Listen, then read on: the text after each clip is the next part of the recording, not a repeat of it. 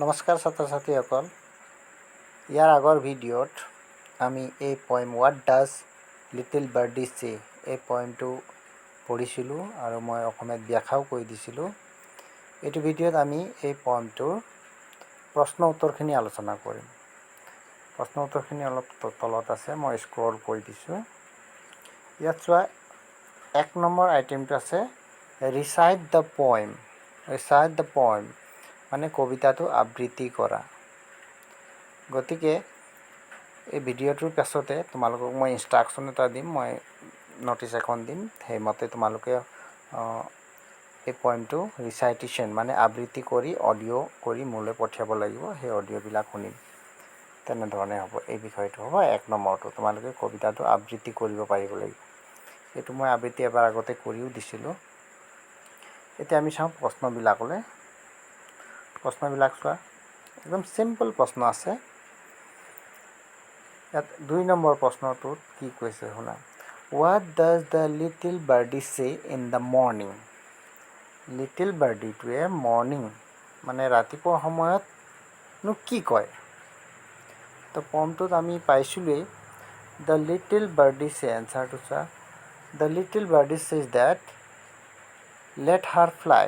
Little বাৰ্ডিয়ে কয়, says মানে কয় যে let her fly, let her fly, তাইক উৰিব দিব লাগে। মোক উৰিবলৈ দিয়া এনেকৈ কৈ আছে।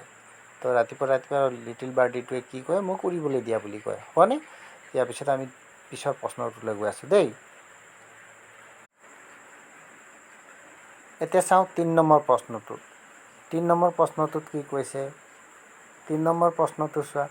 Why does the mother bird ask her baby to take rest? Why does, কিয়? The mother bird asks her baby to take rest. কিয় মাক চৰাইজনীয়ে পোৱালিটোক বা অকণমানি চৰাইটোক আৰু অলপমান ৰ'বলৈ, জিৰাবলৈ বা অলপ অপেক্ষা কৰিবলৈ কিয় কৈছিল?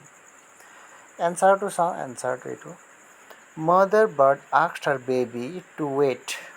মাদাৰ বাৰ্ডে বেবীক কৈছিলে ৱেইট কৰা, ৱেইট মানে অপেক্ষা কৰা, till the little wings get stronger মানে লিটিল উইংছ তোমাৰ কণমানি ডেউকাবিলাক ষ্ট্ৰং মজবুত হোৱালৈকে, মানে উৰিব পৰা হোৱালৈকে তুমি ৰোৱা। তুমি অকণমানি হৈ আছে, তোমাৰ ডেউকাবিলাক সিমান মজবুত নহয় যে উৰিব পাৰিবা। হ'লে ইয়াৰ পিছত আছে চোৱা কেই নম্বৰ, 4 নম্বৰ প্ৰশ্নত। 4 নম্বৰ প্ৰশ্নটোত আমি চাওঁ When does the little birdie fly away? কেতিয়া কণমানি চৰাইজনীয়ে উৰি গুচি গৈছিল বা উৰিব পাৰিছিল? ইয়াৰ উত্তৰটো চাওঁ। Answer, The little birdie flies away. The little birdie flies away when her wings become stronger. কণমানি চৰাইজনীয়ে flies away মানে হ'ল উৰি যাব পাৰিছিল। When her wings, যেতিয়া তাইৰ wings মানে ডেউকাটো become stronger, শক্তিশালী মজবুত হৈছিল, তাৰপিছতে উৰিব পাৰিছিল। হ'লনে? এইটো হৈ গ'ল। ইয়াৰ পিছত 5 নম্বৰটোত আমি চাওঁচোন। 5 নম্বৰটোত এইটো কি কৈছে চোৱা। 5 নম্বৰটোত কৈছে মেক চেণ্টেঞ্চেছ উইথ, বাক্য ৰচনা কৰিব লাগে, বাক্য সাজিব লাগে। এই দুটা ফ্ৰেজ বুলি ক'ম। দুটাকৈ শব্দ থাকিলে আমি ফ্ৰেজ বুলি কওঁ, শব্দ বুলিতো ক'ব নোৱাৰোঁ কাৰণ দুটাকৈ শব্দ আছে, ফ্লাই এৱে আৰু লিটিল লংগাৰ।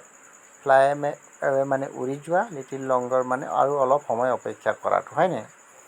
ইয়াৰ আমি প্ৰশ্নৰ এই ফ্লাই এৱেৰ কাৰণে বাক্যটো কৰি দিলোঁ, দ্য বাৰ্ডছ ফ্লাই এৱে, চৰাইটো গুচি গ'ল বা উৰি দূৰলৈ গুচি গ'ল। তাৰপিছত লিটিল লংগাৰটো, will you stay here a little longer. আমি ইয়াত উইল ইউ ষ্টে হিয়াৰ, তুমি ইয়াত আৰু অলপ সময় থাকিবানে বা তুমি ইয়াত আৰু অলপ সময় অপেক্ষা কৰিবানে, এনেকুৱা কথা সুধিছে। চ' ইয়াত লিটিল লংগাৰ আৰু ইয়াত ফ্লাই এৱে এই ফ্ৰেজ শব্দ বাক্যাংশটো ব্যৱহাৰ হৈছে। গতিকে এই দুটা বাক্য আমি সাজি দিলোঁ, হয়নে? সেইটো ব্যৱহাৰ কৰি সেই যিকেইটা কুৱেশ্যনত দিয়াখিনি। তো আণ্ডাৰষ্টেণ্ড দ্য ফলোয়িং। দুইটা এইটো লিটিল লংগাৰ, ইয়াৰ অৰ্থটো দেখিছা, মই আঁচডাল টানি দিলোঁ আৰু অলপ সময়, এইটোৱে বুজাব ফৰ চাম মোৰ টাইম। তাৰমানে ইংলিছতে যদি অৰ্থটো জানো, লিটিল লংগাৰ মানে ফৰ চাম মোৰ টাইম। তাৰপিছত পিপ অফ ডে মানে ডন, ইয়াত ৰাতিপুৱা, খুব ৰাতিপুৱাটো পিপ অফ দ্য ডে বুলি বুজোৱা হৈছে। তো বাৰ্ডি, ইয়াত তোমালোকক আগৰ পৰাই তোমালোকে চিন্তা কৰি আছা চাগে, বাৰ্ড শব্দটো শুনিছা, বাৰ্ডি, বাৰ্ডি মানে বেবী বাৰ্ড, কণমানি পোৱালিটোক বাৰ্ডি মানে পোৱালি চৰাইবিলাকক, চৰাই পোৱালিক বাৰ্ডি বুলি কোৱা হয়। হ'লনে? ইয়াৰ পিছত কি আছে চাওঁ, অৱশ্যে আমাৰ প্ৰায় শেষেই হৈ যায়। ইয়াৰ পিছত আমি অলপ বেলেগ ধৰণৰ টেষ্টৰ এটা বস্তু পাম দেই, অকল তোমালোকক বুজি লোৱা খালি। হ'ল অৰ্থখিনিৰ পিছত এই শব্দবিলাক চোৱা, লং, লংগাৰ, লংগেষ্ট। আচলতে এই শব্দকেইটা, আটাইকেইটা শব্দৰ গুৰিটো লং, লং, লংগাৰ, লংগেষ্ট এনেকৈ।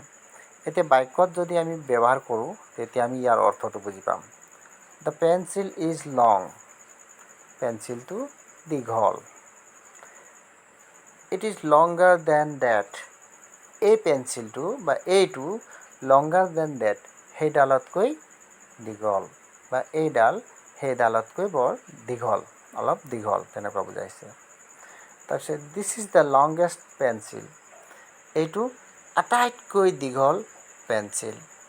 তো তোমালোকে এইটো দেখিলা, লং শব্দটো নৰ্মেলি যিটো সাধাৰণভাৱে আমি কওঁ লং, আৰু তাৰপিছত লংগাৰ, তাতকৈ যদি তুলনা কৰা হয় আন এটাৰ লগত তেতিয়া লংগাৰ, আৰু লংগেষ্ট আটাইবোৰৰ লগত যদি তুলনা কৰা হয়, এইবিলাক হয় বিশেষণ শব্দৰ লগত, বিশেষকৈ হয় বিশেষণ মানে এডজেক্টিভ, এডজেক্টিভ শব্দৰ লগত বিশেষকৈ এইবিলাক ব্যৱহাৰ হয়। এডজেক্টিভ শব্দ তোমালোকে ডাইৰেক্টলি এতিয়া বুজি নাপালেও তোমালোকে মন কৰা বিশেষণীয় শব্দ।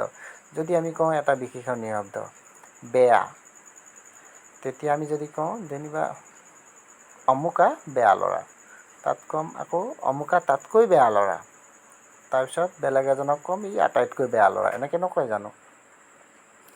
তেনেকৈ ঠাণ্ডা, গৰম, ওখ, চাপৰ, দীঘল, এইবিলাকৰ কি হয় ডিগ্ৰী থাকে, তাৰমানে একোটা ডিগ্ৰী। ডিগ্ৰী বুলি ক'লে তোমালোকে গম পাবা যে সমতলীয়, সমান অৱস্থাত যেতিয়া আমি কোনো কম্পেয়াৰ নকৰাকৈ যদি আমি কওঁ জেনেৰেল চিম্পল যিবিলাক ডিগ্ৰী, ডিগ্ৰী তিনিটা আছে, এইটো দেখিলে লং, লংগাৰ, লংগেষ্ট, তিনিটা ফ্ৰিকুৱেঞ্চিত ডিগ্ৰীটো আগবাঢ়ে।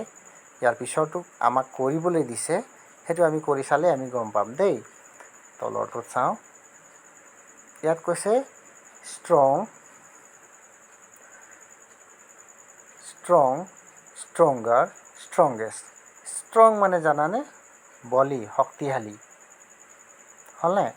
দ্য মেচিন, এই প্ৰথম দ্য মেচিন ইজ ষ্ট্ৰং, ঠিকে আছে, দ্য মেচিন ইজ ষ্ট্ৰং, এই মেচিনটো, যন্ত্ৰটো বহুত শক্তিশালী। It is stronger than that, এই মেচিনটো বা এইটো সেইটোতকৈ শক্তিশালী।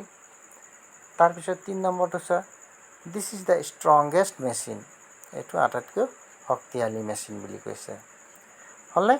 গতিকে হোৱাট ডাজ লিটিল বাৰ্ডি চে, এই পাঠটোৰ প্ৰশ্ন উত্তৰখিনি আমি আলোচনা কৰিলোঁ। তোমালোকে এই ভিডিঅ'টো ৰখাই ৰখাই তোমালোকে প্ৰশ্ন উত্তৰখিনি লিখিব পাৰিবা, আৰু যদি প্ৰয়োজন হয় মোক পোনপটীয়াকৈ ফোন কৰিবা, মই PDF লিংকটো দি দিম। হ'ব, আজিলৈ আহোঁ, ইমানেই, ধন্যবাদ।